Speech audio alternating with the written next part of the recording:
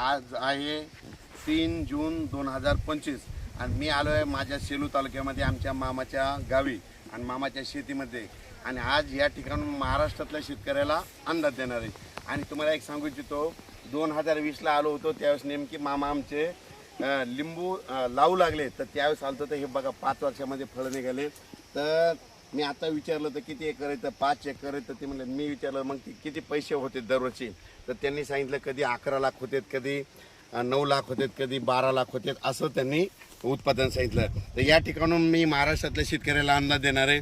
राज्यातल्या सर्व शेतकऱ्याला सांगू इच्छितो, तुम्ही काय करा, 6 तारखेपर्यंत तुम्ही शेतीची कामं करून घ्या.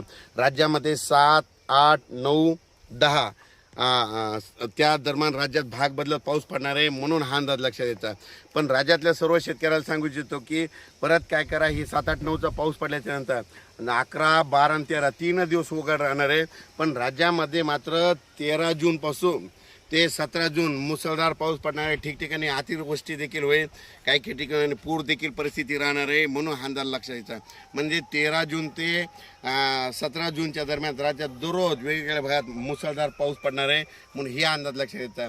म्हणून जर सर्व शेतकऱ्यांनी काय करायचं, ज्यांची शेतीची कामे राहिली असेल तर तुम्ही काय करा, ह्यामध्ये आणखी 6 तारखेपर्यंत करून घ्या.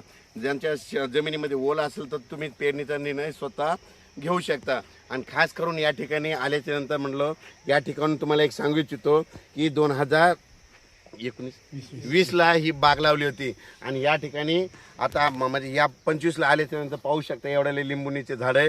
आणि या ठिकाणून खास करून अंदाज दिलेला आहे. राज्यातल्या सर्व शेतकऱ्याला सांगू इच्छितो की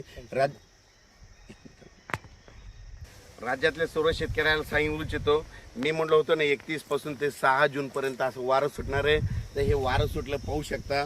पण राज्यात तुम्हाला सांगतो, आज आहे 3 जून, म्हणजे आज 3 जूनला देखील महाराष्ट्रामध्ये तुरळक ठिकाणी पाऊस पडणार आहे. म्हणजे एवढा काही पाऊस बंद होणारच नाही, म्हणून हा अंदाज लक्षात घ्या. त्याच्यानंतर 4, 5, 6च्या दरम्यान नाशिककडे देखील थोडा पावसाला सुरुवात होणार आहे.